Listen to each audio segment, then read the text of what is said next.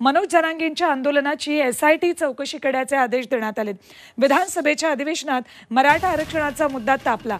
जरांगेंच्या वक्तव्यावरून विधानसभेत सत्ताधारी आणि विरोधकांमध्ये खडाजंगी झाली। मराठा आंदोलनावरून विधानसभेत सत्ताधारी आणि विरोधकांमध्ये गोंधळ झाला।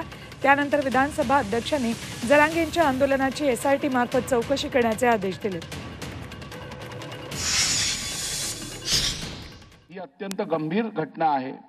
या घटनेतून राज्यात अथवा देशात चुकीचा मेसेज जाणं अत्यंत डेंजरस किंवा घातक असेल।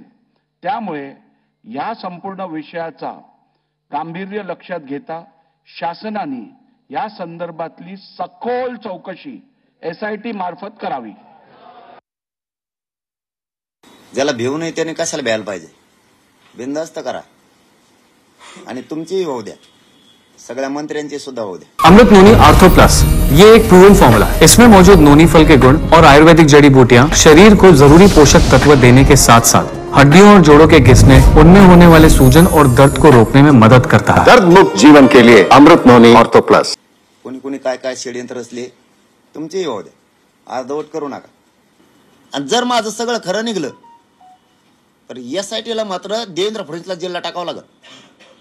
यंत्रणा मात्र घटनेला धरून आणि कायद्याला धरून वापर।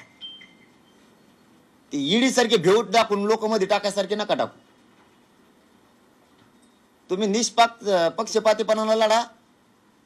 ज्याने माझ्या विरोधात लावली त्याला जेलला टाकावं लागेल, कारण मला माहिती मा घरी कोण आलोय का मीच आलोय।